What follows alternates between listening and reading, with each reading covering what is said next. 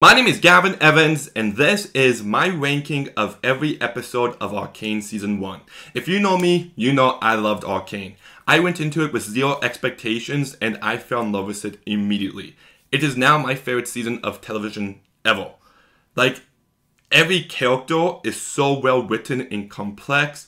It's emotional, it's thrilling, it's beautifully animated, the soundtrack is just phenomenal.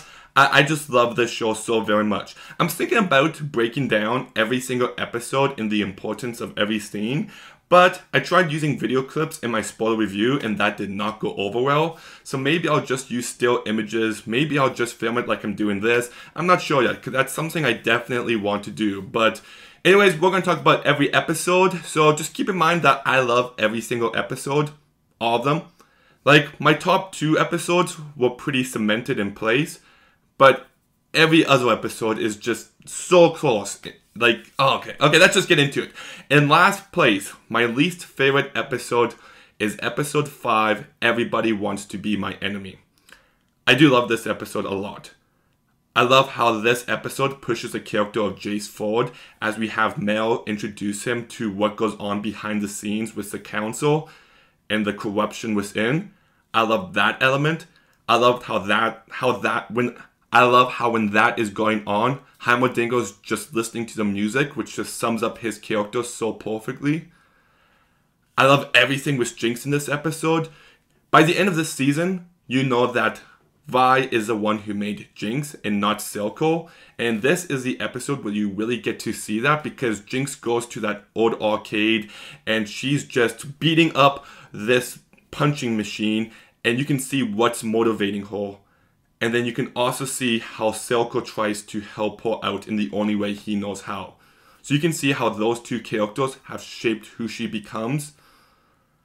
I love that scene when she's working on the weapon and it explodes and she has flashbacks of what happened in episode 3. That's a very heartbreaking moment.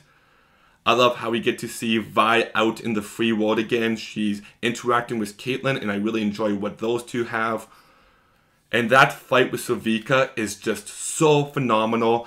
And when it ends and Vi's just like, "Where is she? Where's my sister?" And Savika's just like, "You mean Jinx? She works for him." And you can just see the reaction on Vi's face. Like, she's broken. And then Savika stabs her and her facial emotions don't even react to it. And then she goes up and she's like his daughter. And then she tones it. It's such a great moment. Yeah, I really love that moment. I love it when Imagine Dragons appears. I know some people aren't huge on that, but I do love the fact they actually animated the band into the show, into the universe. And that entire montage is just phenomenal, especially how it starts off, the music's loud, and then it cuts to Marcus, and it sounds like it's on the radio. I really like that. What else do I love? I love the last scene of when the music is building up and we see Savika telling Silco what happened with Vi, and Jinx figured out the weapon, and Silco just turns around like, "From the dead?" I get chills every time. And, you know, we get to see Jace and Mel's relationship evolve. Why is this last place again? Because every episode is just a little bit better, but man, I still really love this episode. So in 8th place, we've got Oil and Water. This is yet another fantastic episode. I love the opening scene with Mel because you really start to understand her within that one moment. But I love the scene that follows with Silco on the bridge and how he finds Jinx. Like, you really get a sense of just how much he truly cares for her in this moment. He runs over and Vi starts to head back. And just the way they shoot that scene with the different perspectives, it's like Vi's looking back at her leaving Jinx in a damaged state again, and Silco's left to pick up the pieces. And I even love how it's shown, because Vi is like just past these bars in the wall. It's like saying, before Jill kind of stopped her, the bars were in the way, but now she's out, she's free, and she's still watching Silco pick up the pieces. There's no excuse now. And it's such a small detail, but I love the fact that Silco has these 2 huge henchmen with him. And when he leaves the bridge, he picks up Jinx. Typically, the villain would have one of the henchmen to do it. But just the fact he does it is such a small detail that I love. But I think that's a super emotional scene. I love everything with Jace in this episode. How he's so unsure of how to go ahead with everything. How Mel's mom is kind of pushing him towards war. And then Vi's kind of the same way. So then him and Vi go after Silco. And you get this fantastic action scene set to a fantastic song in Snakes by Pvris. Is that the name? How do you even pronounce that? Privis? I might be pronouncing that incorrectly, but I love that song. I love that fight scene, especially when Vi's on the ground and she uses the glove to get herself back up. Such a small moment, but I love that. But it's just this thrilling action scene. You're just like, yes, this is awesome. And then immediately you're hit with the realization of what this means and what could come from this. And when Jace hits that kid, you feel the weight of it. And the kid falls super high up. And Jace and Vi find him on the ground just long enough to see the light leave his eyes. Oh, such great stuff. Then you also got Victor, who's now got this like robotic leg of sorts. It's not really robotic, but it looks that way. And you get this incredible scene where he's running and it's nice to see the character like this. Like throughout the entire show, he's weak, he's coughing up blood, and then for the first time, he's alive. But I also love how it parallels the opening scene of episode 6. Except from running left to right, like he's progressing, he's going right to left, like he's degressing, he's heading in the wrong direction.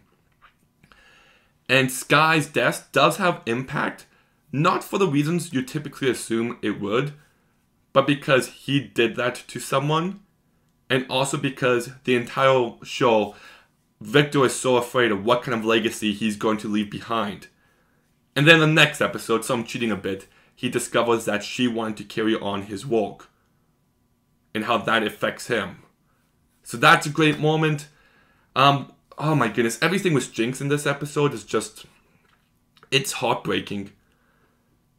You know, I love the end of episode 7 when Echo's about to beat her, but then he looks in her eyes and he still sees powder, and that'll never happen again. Like, her eyes now are of Jinx, not of powder. And just to watch this experiment happen to her, the way it's animated, you just feel it. As Jinx is screaming out in the animation, we see the shimmer pumping into her veins.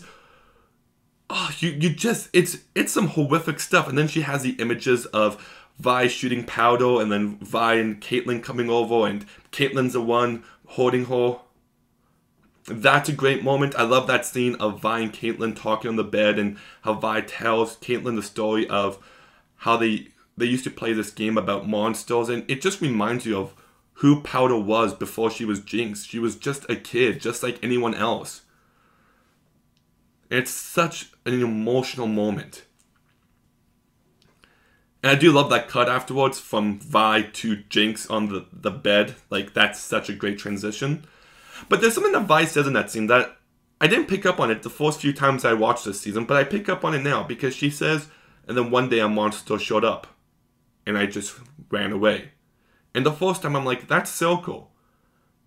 But that's not Silco. She didn't run away. She runs away after she hits her. When she's talking about the monster in that scene, she's talking about herself. But yeah, why is this second last place? Jinx is my favorite character, and this is probably the last Jinx we get in an episode, so that's probably why, but man, this is still a phenomenal episode. Love it. And then in 7th place, we've got the second episode, Some Mysteries Are Better Left Unsolved. And I feel like this would be at the bottom of most people's list, but the reason why this one is a bit higher for me is because of Our Love. Our Love is such a fantastic song. It sounds like something you would have heard in the 60s by Billy Preston or the Starships, or just someone like that. Like, it just captures that vibe so perfectly. Like, when I discovered it was an original song, I was shocked. And it's got this great upbeat feel to it. You just want to dance to it.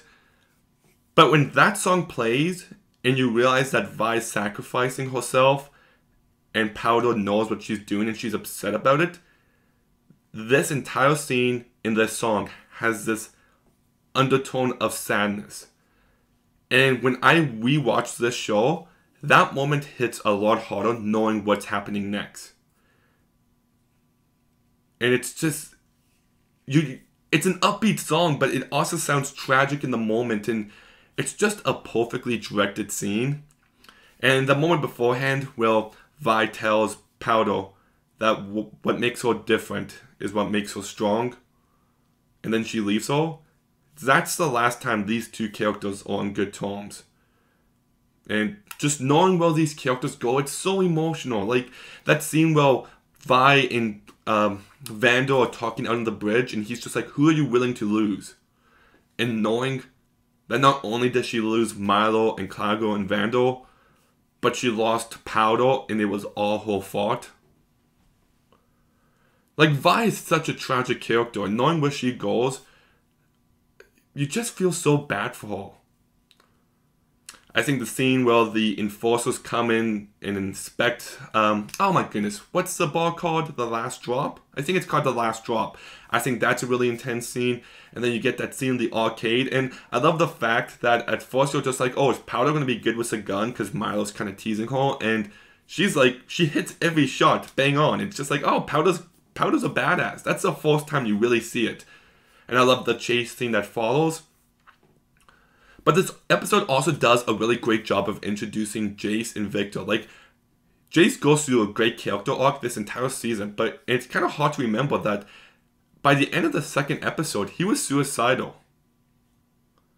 Like, he lost his years of work. He lost his childhood best friend. He disgraced his family's name. And it's just like, what else does he have left?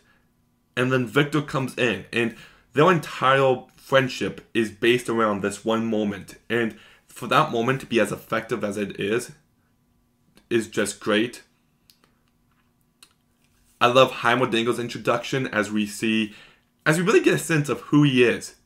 Like in the very first scene, you know everything you need to know about this character. And I think the show does a great job with that. Same with Mel. The first time we see her, she's picking out a gift for one of the other council members. And then she finds this toy, and it's a kid's toy, and she gives it to the guy and says that it's the world's hardest puzzle for only the smartest of people. And how she uses that to get his vote later on. So it introduces the political angle in a very subtle way.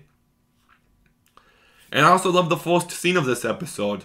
How we see what happened in the first episode from a different perspective. It's kind of weird how I talked about this episode from ending to beginning, but hey, this is very unscripted, so I'm going to talk about the way it is. But this is an episode that I think does a really great job of introducing a bunch of the characters that further develops Powder's and Vi's relationship.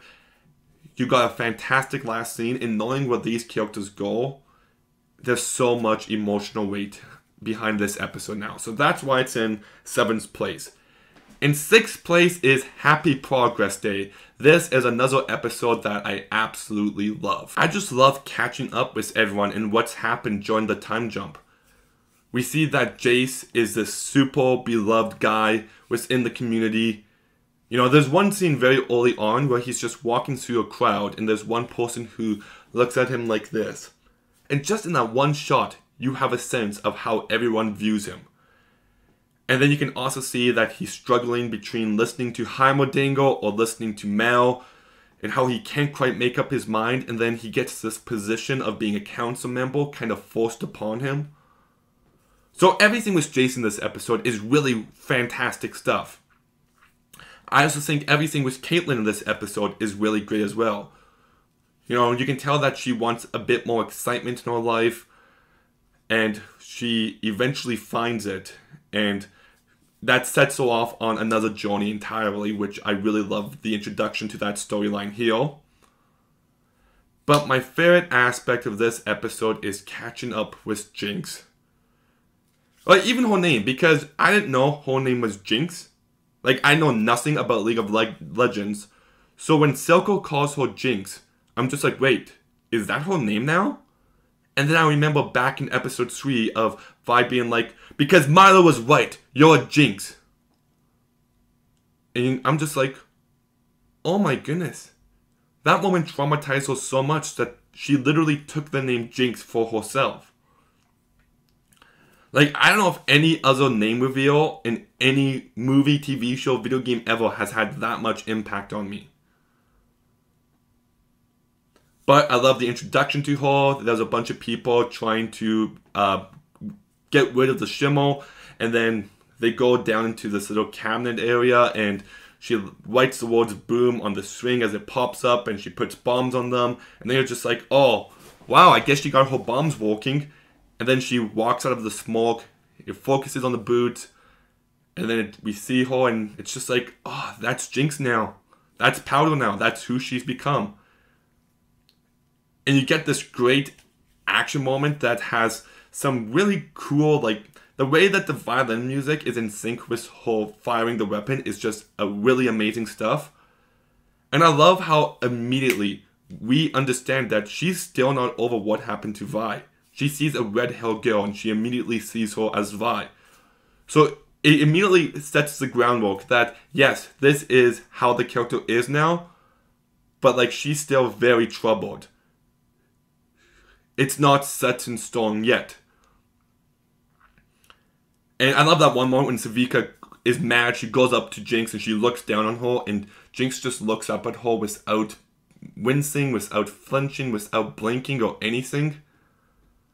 I love that moment. I love it when Savika's complaining to Selko about Jinx. And then we see that Jinx is hanging out in the roof, just lying there.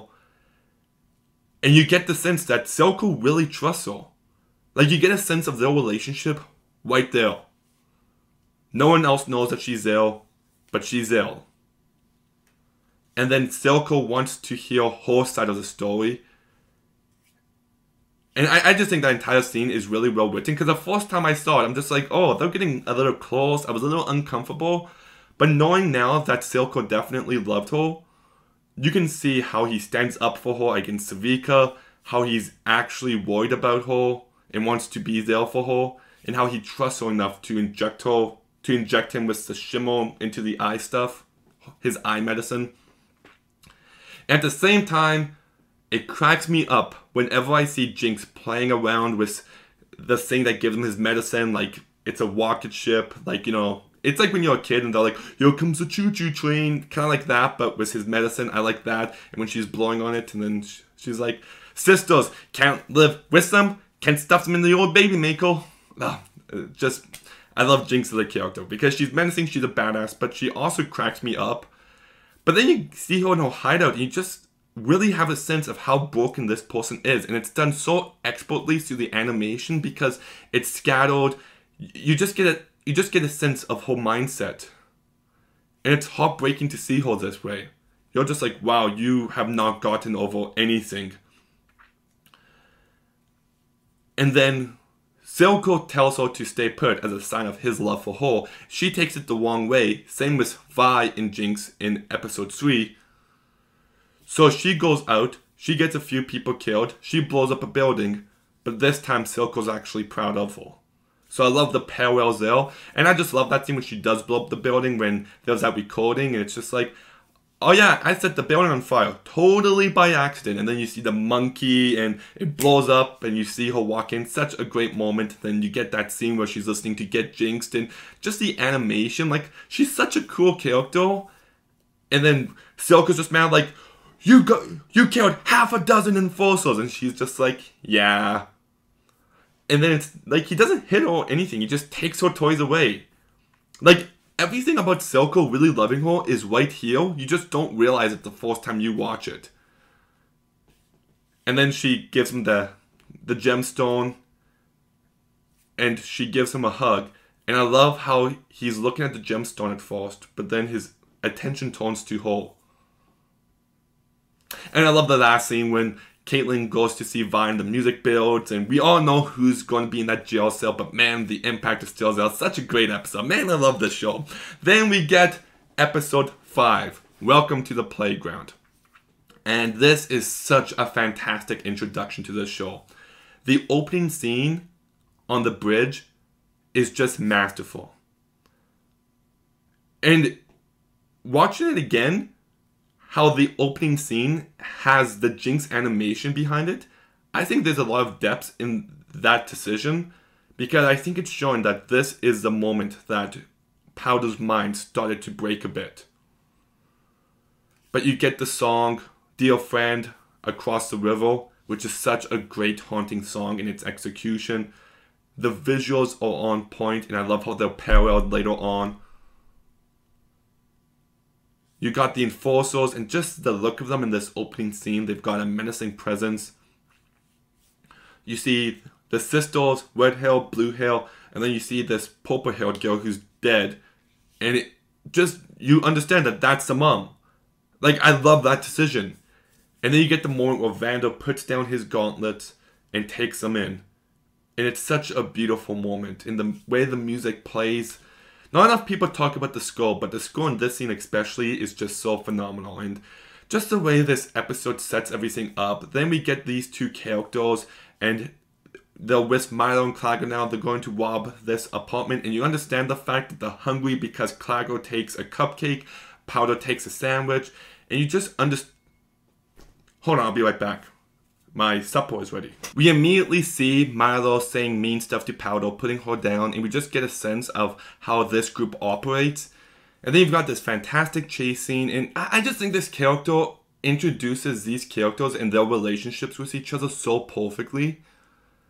Like, by the end of this episode, I felt like I had a clear understanding of each and every one of these characters. And just knowing where these characters go, and what happens in episode 3 to most of them. There was just this tragic undertone whenever you watch this episode again. And it's heart-wrenching. You know, you can see that Vi loves her sister here. And Powder has that doubt about herself. You know, that everyone's a bit better than her, and she feels like she's less than them. And how Milo just heightens her insecurities about herself. And I didn't realize it before, but Milo only calls her a Jinx once. It wasn't this overdone thing, which I really like. Because when Vi said it again in episode 3, I'm just like, yeah, Milo said that. I remember that. And it's just great how those small moments do have impact. You do remember them. I love the fight scene between the main characters and Deckard's gang. And especially how you can see that Powder is just so uncomfortable with violence of any type. And for her to be, like, for her bombs not to work and then to see how they work later on, it's so satisfying to see. So you get that introduction to that here. And I love the introduction to Zon when they go down into Zon and you get all that green. You get the song Welcome to the Playground by Bia Miller. It's just so atmospheric and so perfectly executed.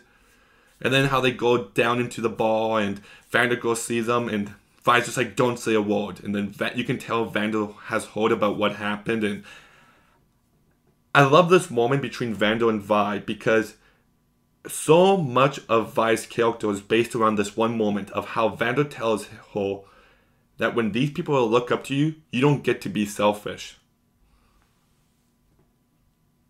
How whatever happens to them falls on you. Because Vi feels responsible for what happens to Jinx later on, and we understand why because of how she's kind of being raised to be a leader. And that's not to say Vander's doing a bad job, I'm just saying it explains her character later on. And that scene at the end of this episode with Vi and Powder on the rooftop is just perfection, just knowing where they go. Like, this is one of the most genuine moments between them in the entire show. Vi's telling Powder about how Clagger got stuck and how Milo fell down and how she lost her toy. That's the failures that they had to get over. It wasn't anything on the same level as Powder's failure. Because that's something you just don't get over.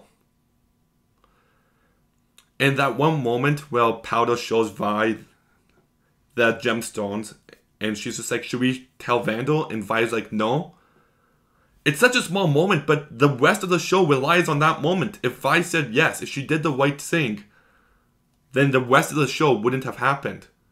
But because she wanted her sister to just have something, the love of her sister got in the way in that moment. And then you get the music that picks up as the camera pans out, and we just see the two overlooking the city as Vi's just like, this city will remember us, or something along those lines. You just get so much impact from it. And I love how they introduce Selko here like he's going to be a generic villain. It kind of takes you off guard when they give him more depths later on. And I love so many of the things that's introduced here, like the enforcers and how they look and how you understand why they have the mask. You get introduced to Echo character here, and you can kind of see his mask in the background of Benzo's shop. I love how he tells Clagor that Jace paid in gold and he didn't even haggle for that line to come back in episode 9. Just so much thought was put into this show. But yeah, I think this is the perfect introduction episode to these characters, to this world. I love it. Then in 4th place, we've got the Boy Saver. Let's just cut to the end. That bridge scene is just amazing. It's super tense and thrilling because you don't know who's going to do what. What's Jinx going to do? And then all these firelights come onto the bridge, and you're just like, what's going on? And then you see it, you see that's got Jinx drawing on it, and then you're just like, holy shit. I also love how you can see Jinx actually build those bombs in episode 4. Just a small thing that I really love. And then Jinx walks over to that area, humming Dear Friend from Across the River, throwing you back to episode 1, where Powder and Vi were the victims of war, and now they're part of the reason why it's going on. The cycle's complete. You know, technically you could argue that Marcus's daughter is the victim in that case. And I love the fact that Marcus doesn't get to complete his final words. He always dreamed of being a model, but he never quite got there. And he couldn't quite say his last words. He never got the chance to redeem himself. And I think that character comes to a tragic end here. And then Vi and Caitlyn are up, and Jinx sees them, and she's about to walk away. But then, just the way her mind works and how it operates, and she sees Caitlyn as the devil, and I love that image. And she fires at them, and Echo attacks her, and like Vi leaves her again in this moment. The plan was for Echo and Caitlyn to go ahead. Vi could have stayed behind and talked with Jinx as Echo and Caitlyn go forward with their plan. But she didn't. She was scared of her sister in that moment, and she left her again. And we see the parallels of that in episode 3, in the beginning of episode 8, like I've already began, when Silco picks her up and Vi's left to see Silco pick up the pieces of what Vi's done then again. I'm going to keep that cough in here. And then that fight scene between Echo and Jinx is just perfection. Like, we don't see a lot of Powder and Echo outside of the Imagine Dragons enemy music video, which that definitely enhances this moment. But just to get their backstory, to get a sense of how they used to be friends, and to feel the emotional weight of that in one scene so flawlessly, like, what a masterpiece this show is. I've heard some people complain that I wish we saw more scenes of Powder and Echo early on so this thing would have more impact. And I guess they could do that. But this show knows how to spend its time. And instead of doing that, they figured they could do everything they need to in this one moment, and they pulled it off flawlessly. First, I want to say Dynasties and Dystopia is such a badass song that, like, I love it.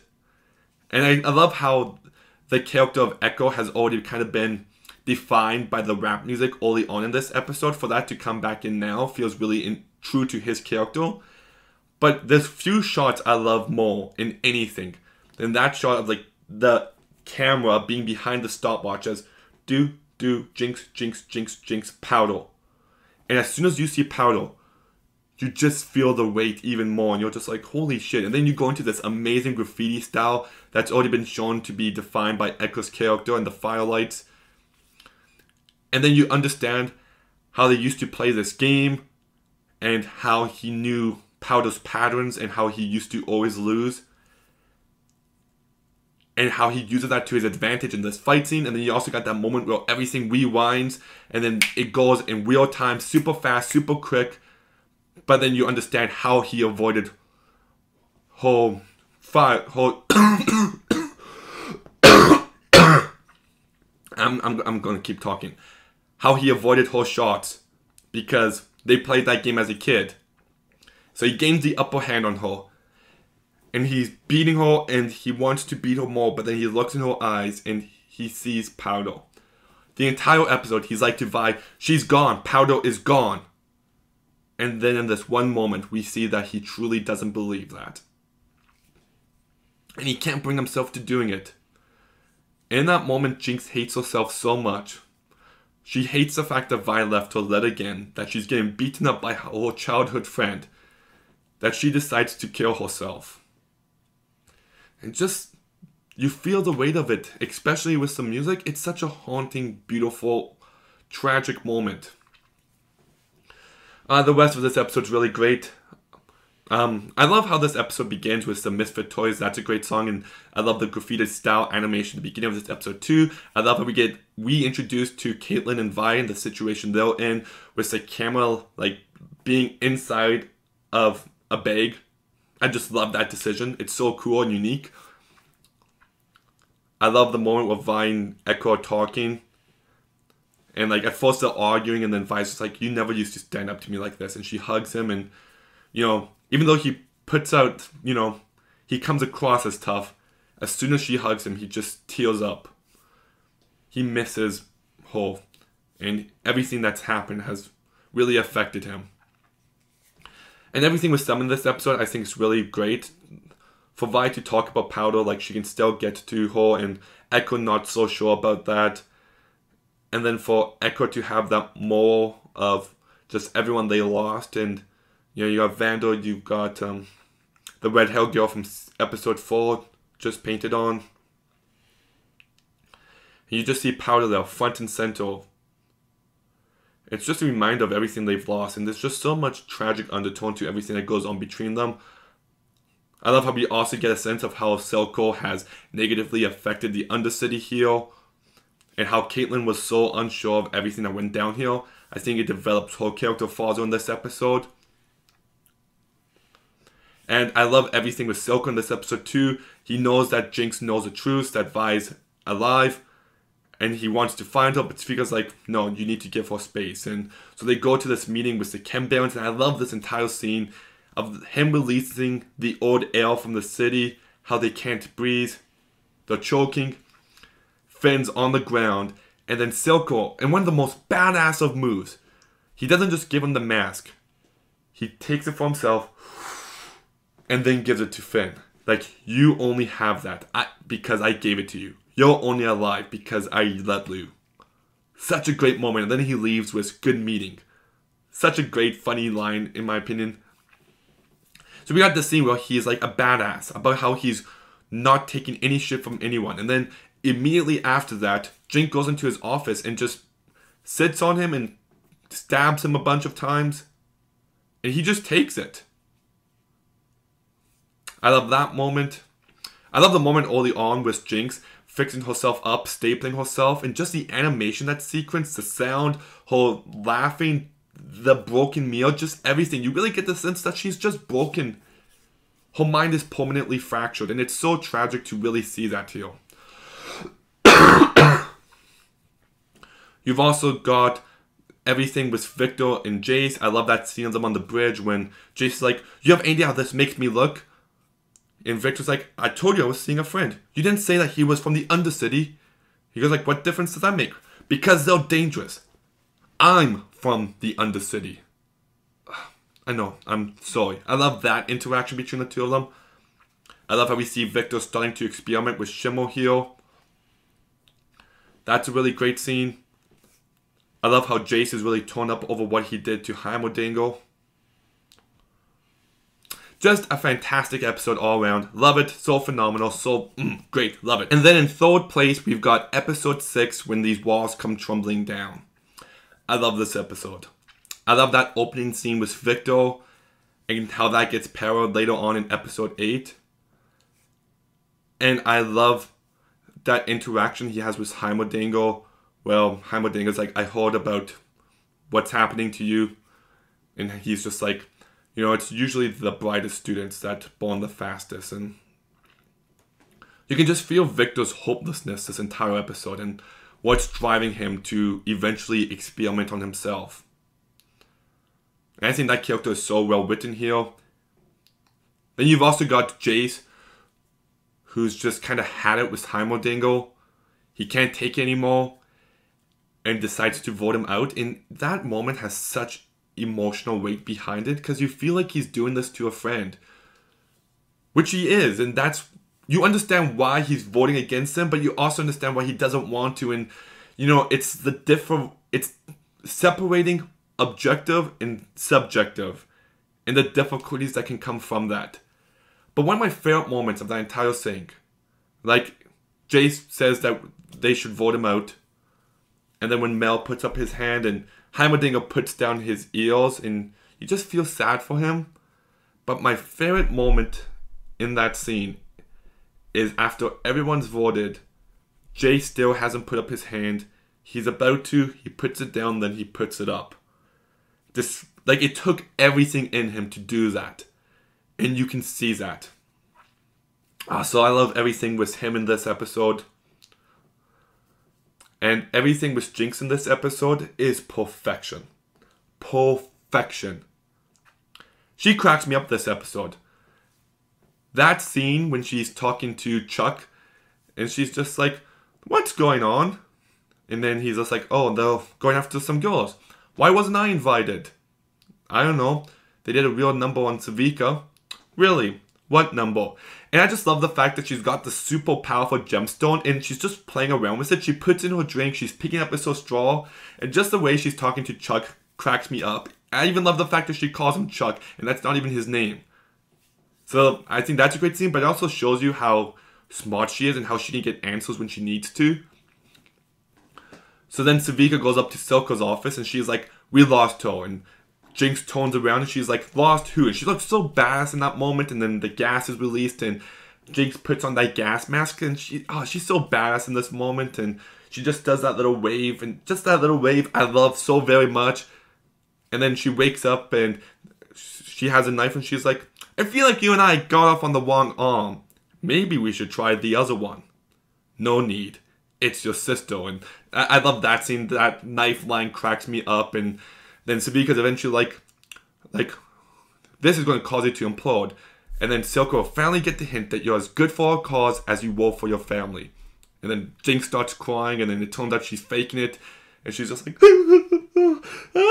And she kicks the chair back. 10 out of 10 tits. I love that. It just cracks me up. It's just, yeah, she's broken. Yeah, she's badass. Yes, she's a villain, but she does make me laugh when she needs to. And I love how she delivers that message by hitting Savika up, so when Silco is in his office and he looks up, he sees Savika with the words loyal written all over her. Such a great moment. And speaking of Silco, I love this episode and everything regarding him, because the emotional stakes of this episode is him trying to stop Jinx from finding out about Vi so she doesn't think that he lied to her. That's the emotional stakes. And it's a lot more complex than initially seemed like it would be. But you also get a clear sense that Silco is a bad guy in this episode. Like, he goes visit Marcus, and the way he threatens his daughter, it's just so evil and menacing, and I love that scene. Like, you know, people say the only thing scarier than a villain is a villain who's good with kids, and yes, you kind of get that sense here. And everything with Vi and Caitlyn, I love this episode, as Vi is still dealing with what she just found out. That she found out that her sister works for the man who got her entire family killed. And she's just dealing with that, and she sees visions of powder everywhere, and she's just so broken down and beaten, and you just feel for her. And then Caitlyn starts to see how bad it is in the Undercity. And we get reintroduced to Huck, who in the first episode we saw how Vander helped him out, and here we see how Silco exploits him, and I love that parallel. That's really well realized. And then we get the scene where Vi is face to face with Silco, and the music of Guns for Hire, the piano is building here. And I love that scene. And then Vi punches down the sign, and it goes to black, and you can still hear the music, and it's just so haunting. And then Jinx pulls the trigger, pulls the pin, lifts up the flare, the blue smoke is coming, the camera pans back, kiss your perfect day, goodbye. Oh my goodness, chills every single time. This moment is so amazing. It's chilling, it's beautiful, it's emotional. You understand the weight of everything going on. You get amazing visuals of Vi and Caitlyn going down the barrel of a gun, which is so unique. Of Jinx finally crying out for help. And then we get Milo and Clago behind her, and oh my goodness. This is filmmaking that I live for. It is so beautiful, and how we see Silco just, he's enraged with what's happening. The animation here is stunning, and how he's down and how Vi's rising up to Jinx, and oh my goodness, what a moment. And then just the enforcers getting ready on the bridge, just what a moment. Really. Just unlike anything else. And then we get that interaction of Vi and Jinx, and you're not sure how it's going to go, and then it starts off super sweet. They hug each other, and Jinx is unsure if this is really happening. She's like, are you real? And then she's just like, as soon as she realized this is really happening, she's like, things change when you left. I change. I know, pal. It's okay. And then Caitlyn comes, and all of Jinx's insecurities come to the foreground, and she starts freaking out, and who's that? Hey, it's okay, and Caitlyn starts to piece together. Your sister's Jinx. It's okay, we can work this out. You're lying.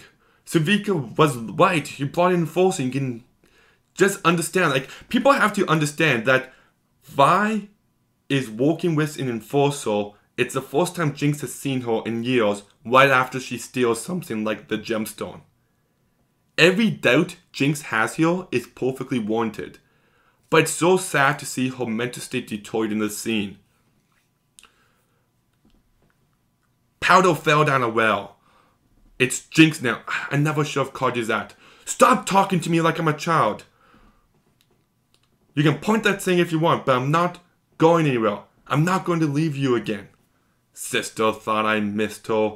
I bet you wouldn't miss her. It's just, you start to see her mind, it really sinks in with Vi what has happened to her sister, how what happened broke her. And it's so devastating to see that in full display. And then you get this amazing action sequence afterward where Vi starts to see of how far gone her sister really is.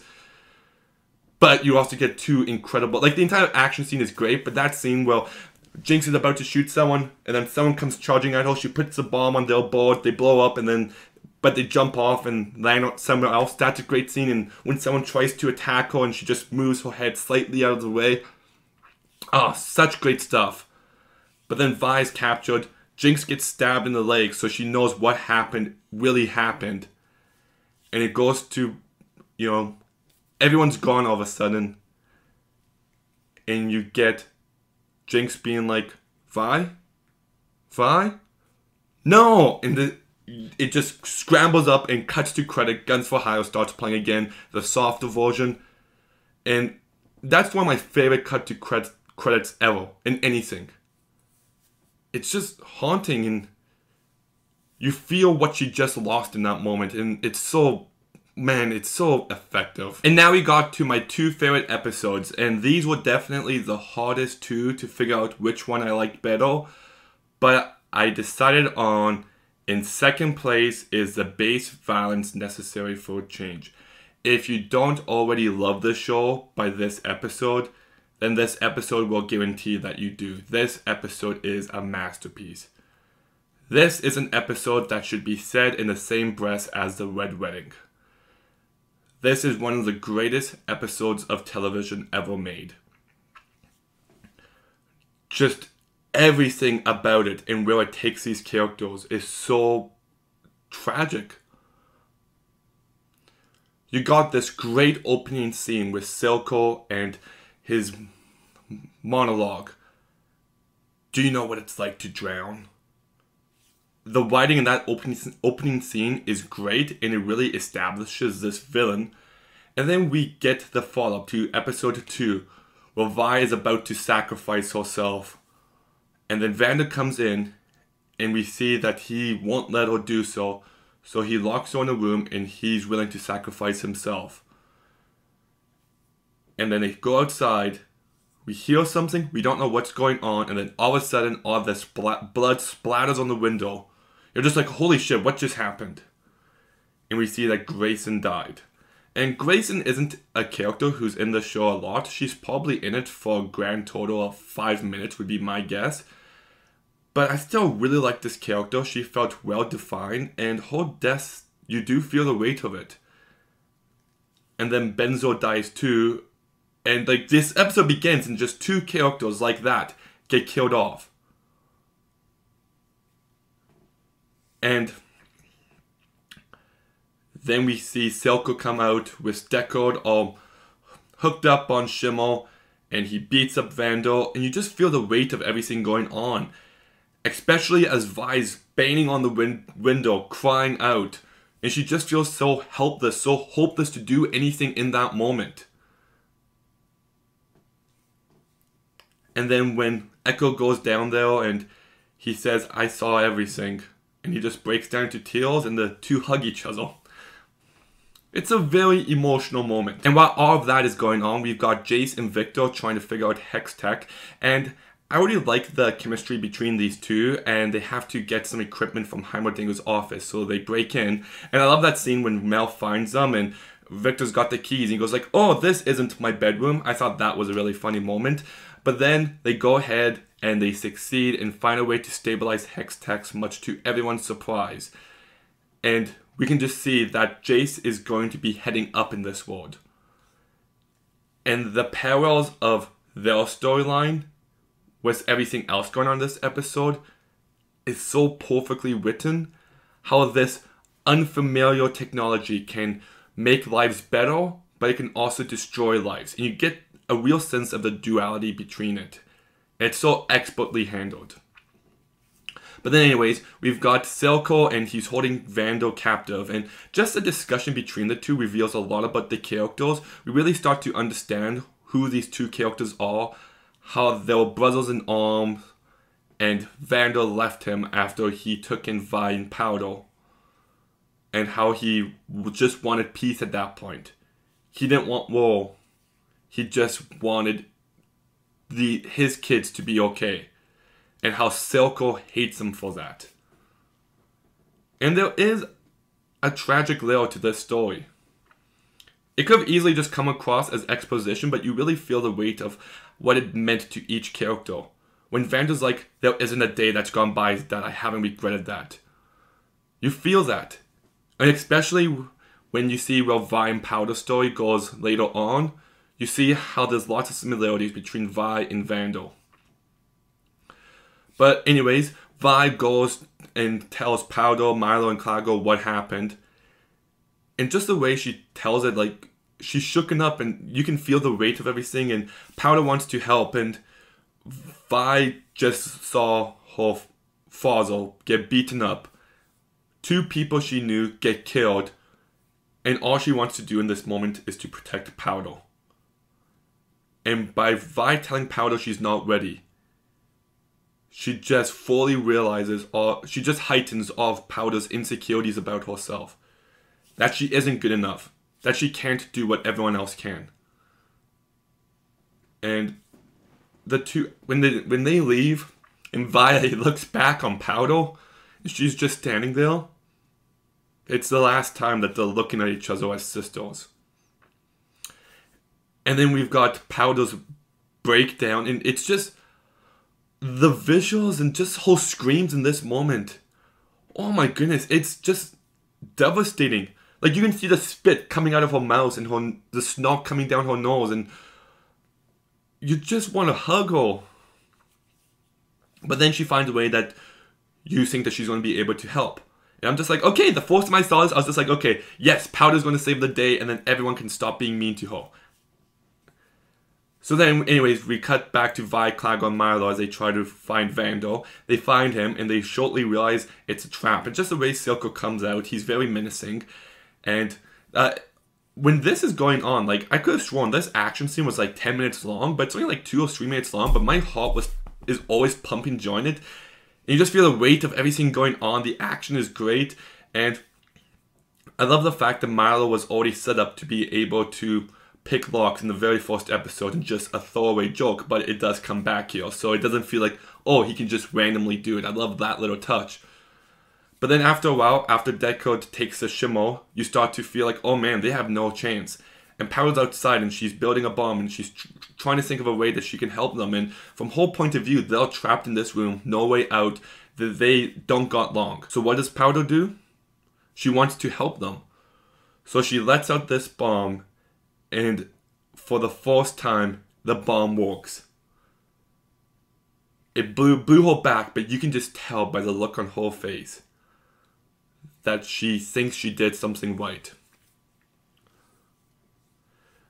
We then see all the damage it caused. It blows off Savika's arm. It blows up the lab.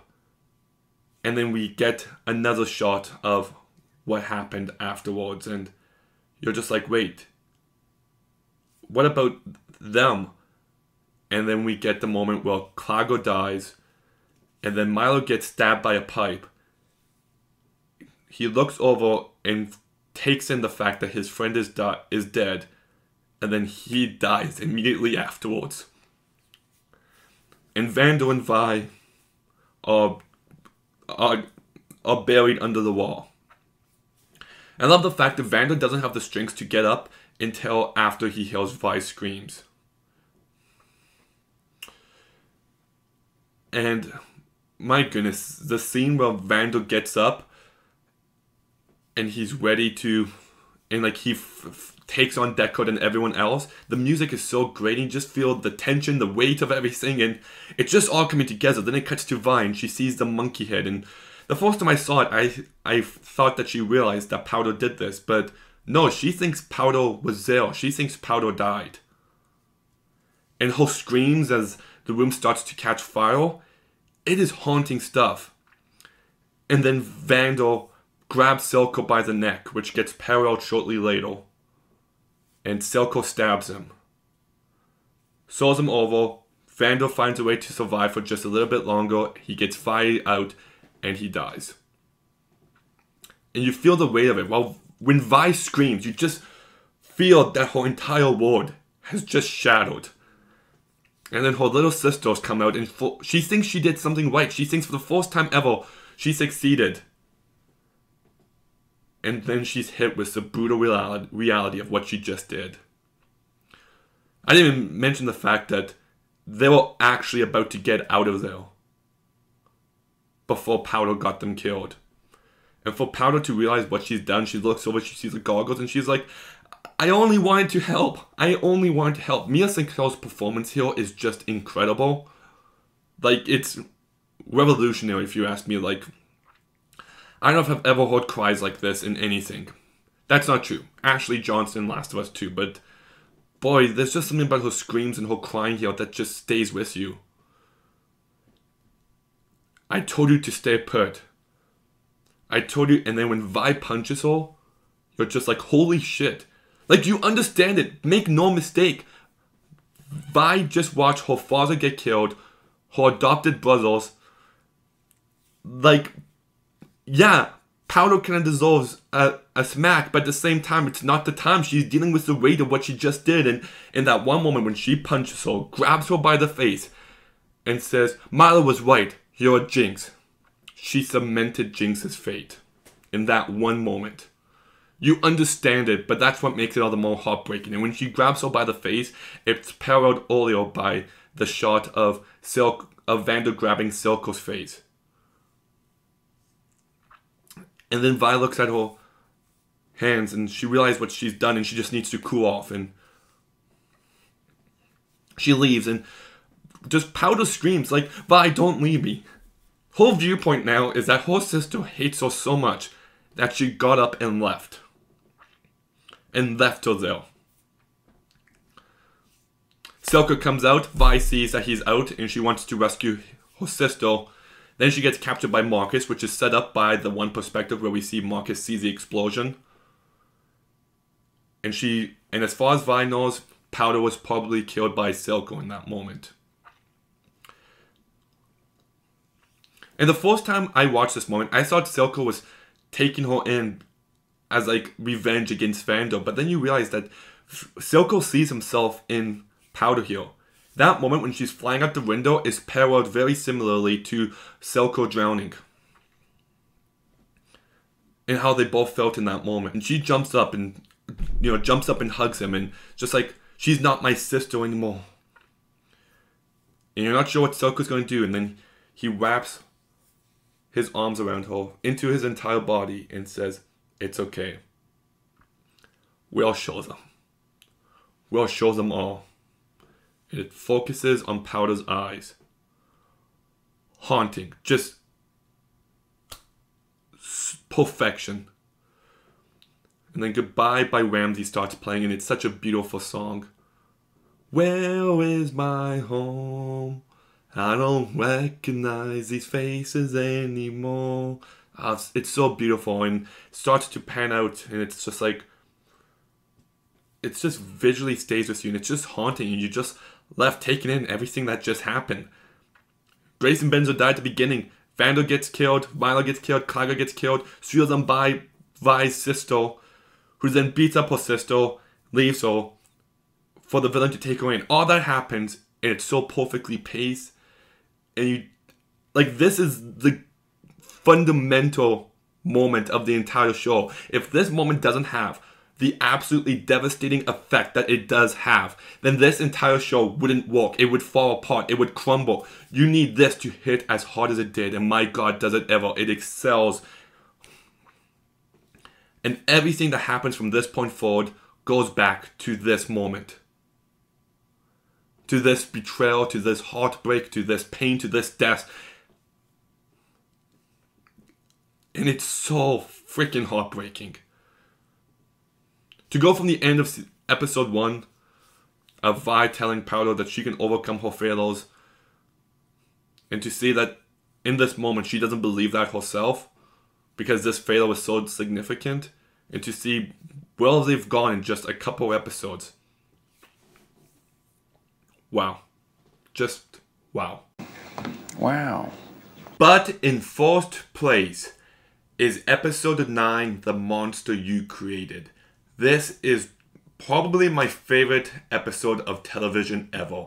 I love it. It's an absolute masterpiece. It's perfection. It's the perfect season finale. It wraps up all the big issues in season 1 while setting up for the future of the show so flawlessly. Like, the 3 big questions of season 1 is, will Jinx be Jinx or will she be Powder? And that gets answered here. Another big question is, what's going to happen between Piltover and Zorn? That gets answered here. Another big question is, should Hex Tech be used? Because it can be used for good or bad. And you get your answer here. And it also sets up a wall for season 2. So it's just the perfect season finale in that regard, but it wraps up almost everyone's character arc so perfectly. Beginning with Victor, it is heartbreaking that he got Skye killed. He was willing to put his life on the line, but he wasn't willing to put her life on the line, and that's what makes it all the more tragic. And also throughout this entire season, he's worried about what kind of legacy is he going to leave behind. How will people remember him? And he realizes that his work will live on through other people. And we see that here on this first scene with Victor. And for him to just be like, I can't believe I did something like this. And just go from, I don't want to die no matter what, to, I want to die, to willing to step off a cliff. It's heartbreaking to see this character this way. And I love that one quote. In our pursuit of greatness, we failed to do good. What a perfect line. Just, so good. I also loved everything regarding Jace this episode. It begins with this opening scene of him and Vi. And he's shooken up about what he just did. He just killed a kid. And he gets into this argument with Vi. And first of all, I want to say that I love the fact that Jace is just like, what do we do now? Like, do we just leave him here? It's just those kind of questions that don't get asked in action movies. And it's something that really humanizes a character. So he's not just like, oh, I'm sad, I'm just going to walk away. Like, no, he's just, what do you do? And I love that argument he has with Vi when Vi's just like, you think one dead kid is bad? There's hundreds more. This is just the only time you've ever had to face it. And it's true. He hasn't realized the role that he could play in this. Only until he faces it face to face. So he gets a glimpse of war between this and what happened on the bridge in episode 7. And he's just like, I don't want war. I don't want this pain, this death. I don't want this. So he's willing to make a deal with Silco. And he's willing to give Silco everything he wants in exchange of the gemstone, him getting rid of Shimmer, and Jinx. And I'll touch on that more when I talk about Silco. But you can just see the confidence that Jace has here. You know, Silco's trying to one-up him in this conversation, being like, that display and then an act of parlay, you're tipping your hat. And he's just like, you know, I got a glimpse of war for the first time today. Your people wouldn't stand a chance. And even Silco's just like, huh. Well, you're not the bright face of the academy anymore. I love that. So, to avoid all that pain, that death, he's willing to give Silco whatever he wants. He stands up to the council and it's just like, this is what we need to do. This is how we can inspire change. And when everybody votes on it, and he has that smile on his face before the missile hits, that's such a tragic moment. Just that smile, like, we did it. We did something right. But it's a little too late. So, I imagine this character is still going to be alive next season, so I'm kind of curious to see where they take him, but he's still given a complete character arc within this season that I really loved. Mel, she's not in this episode a lot, but I love that scene with her and her mom, because this entire season is about the people around us and how they shape us and who we become, especially parents and kids. Vander and Silco will both soften up because of their kids. And here we've got Mel just asking her mom, why did you ostracize me? Why? And she's like, because you made me weak. I couldn't stand that look you give me whenever I took the necessary actions for us to survive. And it ties in perfectly within the themes of this show, but also at the same time, she's not on the same page with her mom there. So when she takes off her ring at the end, she's basically she's trying to get away from her family. And I think that character arc really works. I do love the moment that when she takes off the ring, it's only after Jinx pulled the trigger, which is just some perfect visual storytelling. But yeah, I love this character in this episode. Then we've got Silco, who I just love the character arc they give him, because he starts off as such a generic villain. And within this episode, throughout the entire season, but especially this episode, they just find ways to humanize him. That scene where Savika and Finn go into his office and it seems like he's going to get killed, he doesn't try to run away. He looks up, he knows what's about to happen, and he tries to use his words to convince Savika not to go forward with it. And I love that. And then afterwards, after Savika kills Finn, she cuts the glass so you can see Silco's reaction, and he's like shaken up. Like you can tell he can't believe what just happened. He can't believe that he's still alive. And then as soon as he realizes that he's not dead, that he's okay, he kind of regains his composure and it's just like, you know, I would have had your son killed for this, but I guess we're ahead on that account, which is just such a great line. Like, he's an evil guy, but that line kind of makes me laugh because just how ridiculously evil it is, but it's so great. I love that moment. But then he goes and sees Jace, and Jace is willing to give him everything he's wanted. Everything that he's worked all these years for. He's finally about to get. He's achieving his lifelong goal. But only, well, first I'll say, he's willing to give up the gemstone. He's willing to get rid of Shimmer. That's a huge deal. But then he says Jinx, and you can immediately see it on his face that he's just like, wait, what? No, they weren't whole crimes. She was acting under me. And I do love that line that Jay says to him. You don't make a deal with a snake and then cut off its head. It's such a great line. And that scene at the fountain is such a powerful moment. 1,000 times I've imagined this moment, but never like this. All we ever wanted. And what do I lose but problems? I see it now, Buzzle. Is there anything so undoing as a daughter? His character arc is wrapped up perfectly in this one 40-second long scene. He's worked his entire life for it. Jinx has caused him nothing but problems this entire season. But he just can't bring himself to doing it. He always looked down on Vandal for not willing to give up those he cared about for the cause. He found him to be weak and pathetic because of that. He looked down on him because of that. And here he is in the same situation, and he can't bring himself to doing it. It's such good writing. It really is. And then we get him at the table with Jinx and Vi. And what he said about Vi is absolutely correct. Vi would spend one day with her and realize that she's not Powder anymore. But I do love that scene where he sees that Jinx is holding. Vi's reminding her of everyone, holding her, putting her down.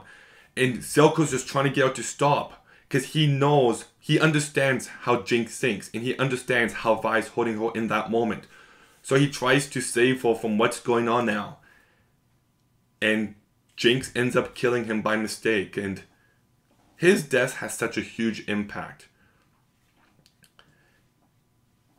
With his last words, he defined his character. I never would have given them to you. Not for anything. Don't cry. You're perfect. Everything that Vi should have said in episode 3, Silco says here. Vi's reaction to Powder's big screw-up sets her path for the future. And pushes her away. Silco's words here also set her path for the future. But in a completely different way. He uses his last breath to make sure that she doesn't think that he would actually give her up and to tell her that she's perfect to him. That affirmation of love that she's needed her entire life. And he said stuff like that up until that point.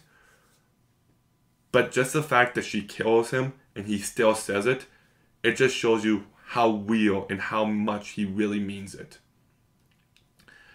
Such a beautiful way to go. Then I'll quickly talk about Echo and Heimerdinger because they don't really have much to do at all this episode. I'm curious to see how these two characters are going to interact in Season 2, because I do think they're two opposites that are really well, but I do love the fact that Heimerdinger sees what Echo has achieved, because Heimerdinger's big character-defining arc for him this season is the fact that he can't sympathize with humans because he outlives them. He doesn't understand mortality like everyone else does.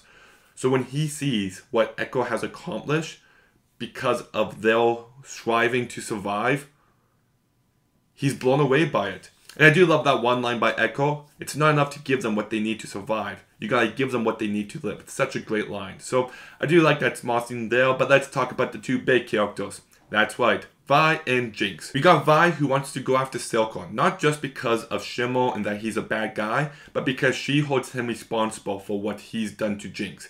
She thinks he is to blame. She said it to him in episode 6, that she wants to watch his empire fall.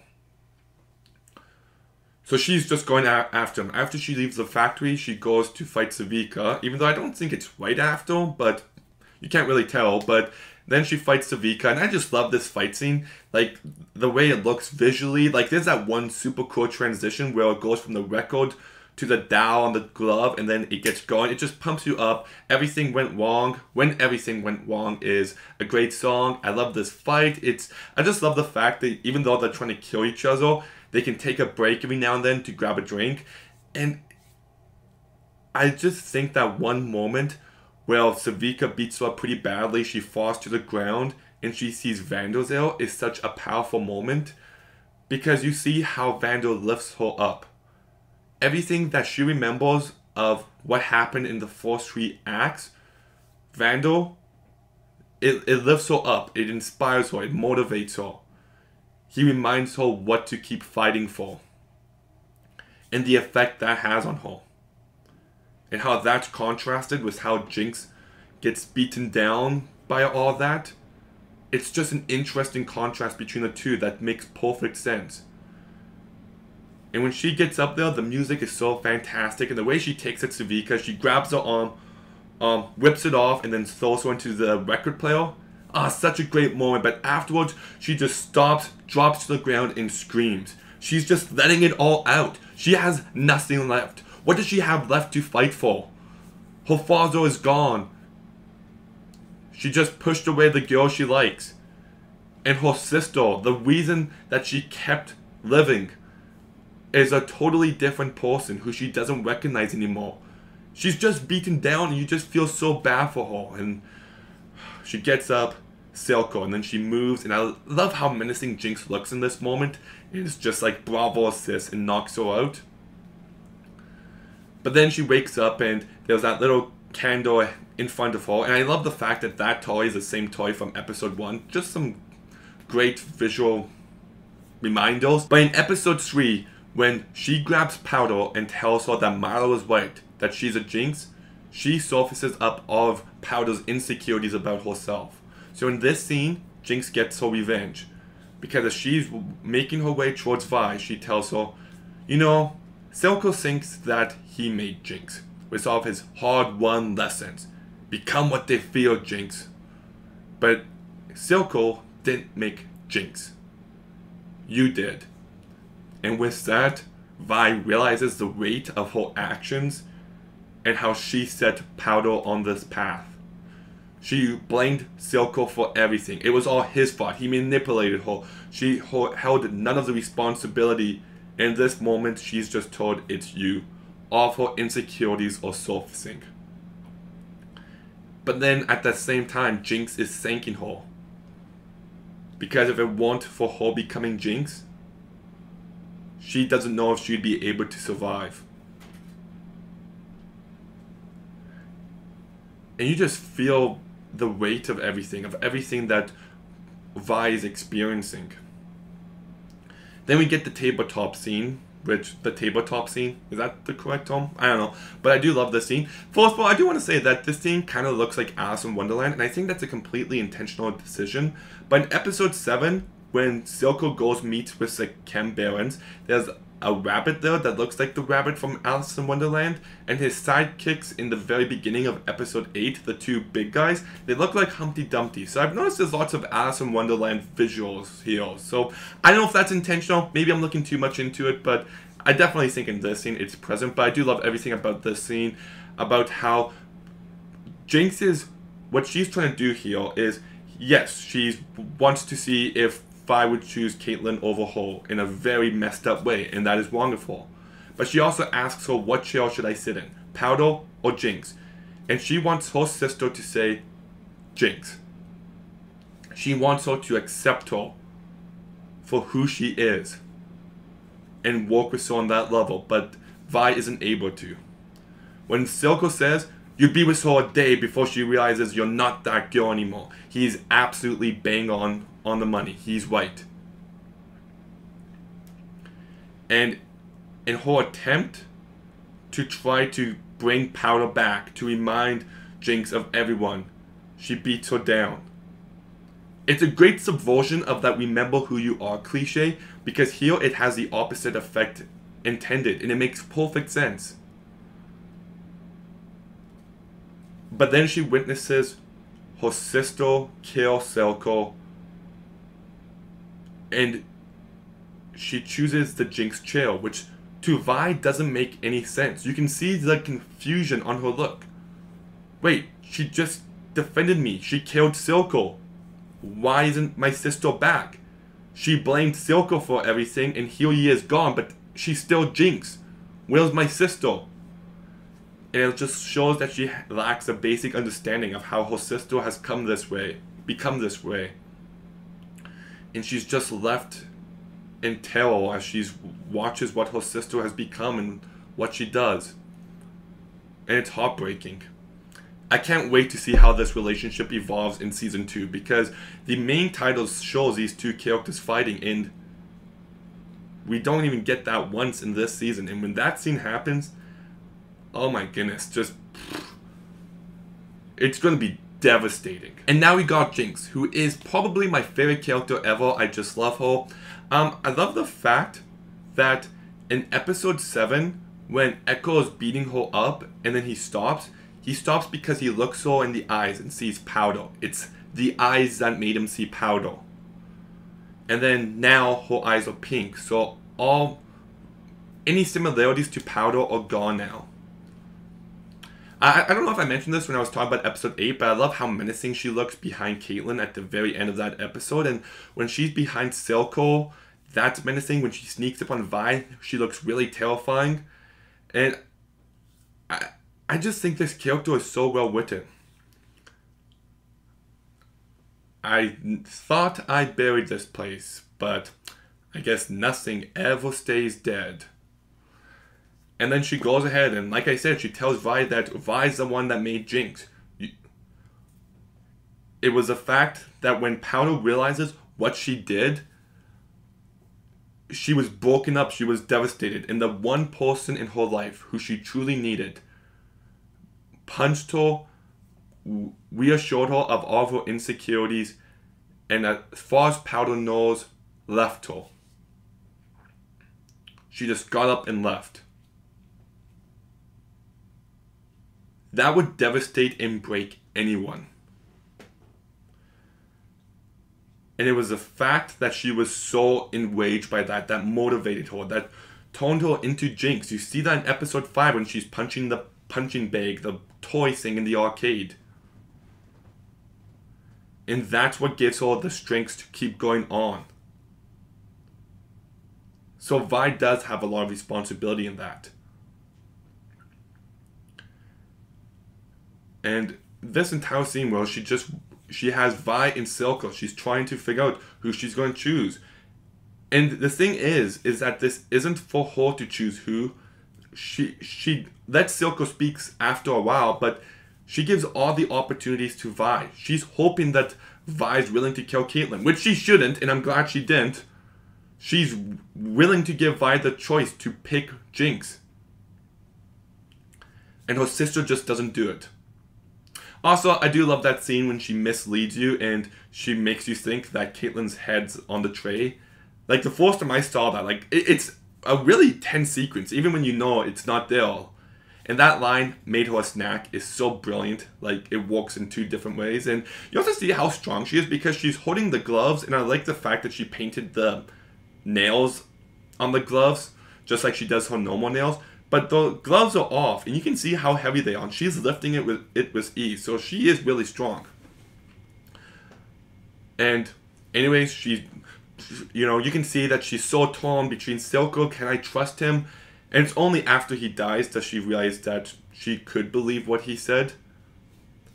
And Vi, she's just so unsure. She's so conflicted. And then Caitlyn comes in and makes things a bit worse, arguably. And that scene when she takes Caitlyn down, she looks legitimately terrifying. Like, she moves so fast. But then Vi's just trying to bring her sister back. Remember who you are. But everything that Vi's reminding her of, Vander, Milo, Clago, you're reminding her of what she did to them. And how that just hurts her and brings her down more and more. And at the same time, when she sees that her sister's in danger, she's willing to defend her. She did the right thing by shooting Silco in that moment, but all it brought her was more pain and misery. And Ella Purnell's voice performance is just some of the best acting ever. Not voice acting, acting. The way that she says, "I'm sorry," and the way her voice breaks, I'm sorry.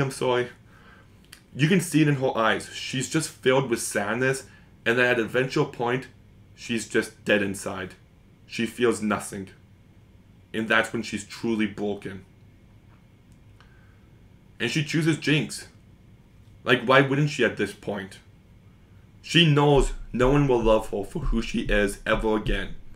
Vi's proven that, and she just killed the one person who would. She's a constant screw up, and she's accepting that. And it's I have nothing left. I'm so beaten down and broken. And I'm just tired of pretending I'm not. And it's not a, ha ha ha, I'm a villain now. It's a heartbreaking moment to see her pick the Jinx trail. And the voice delivery of, I was hoping you'd be able to love me like you used to. Even though I'm different. But you've changed too, so here's to the new us. And it's funny that she says that because Vi really hasn't changed. Like, yes, she's siding with an enforcer, but it's just her perception of her has changed. And it's just, she says it so candid. Like, she's perfectly aware of what she's become. She's perfectly aware that she's become a monster.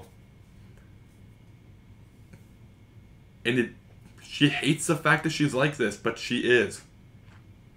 When she walks over to that bridge, and that look on her face, it just breaks my heart every time. And then she lifts it up, and we see Silco, and we hear the "We'll show them all," and she has a tear shimmer. It is utterly devastating to see the character this broken up. It's not an act of hatred and rage, it's an act of pure pain. And you really get that sense when she fires a weapon and she just lets out that scream. It's such a beautiful moment. And just what's going on story-wise here of the first time the council is making the right decision. They're attempting peace. Only for Jinx to jinx it all, resulting in a war.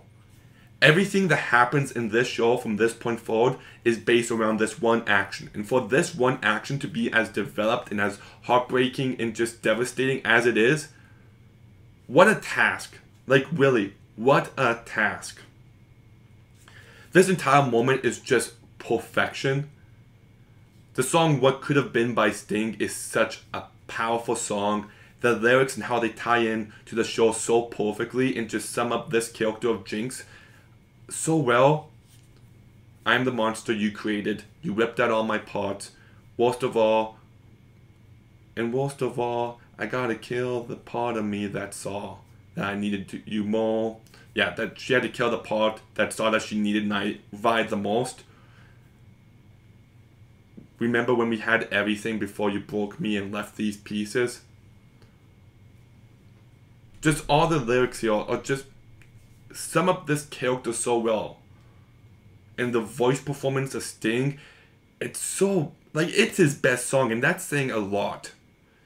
And the way that the actual filmmaking looks here, as the rocket is heading towards the council, the moon is up, the blue smoke left behind by the rocket, like, it's just so visually stunning. I get goosebumps every time. Like, it's such a perfectly made sequence. One of the best ever.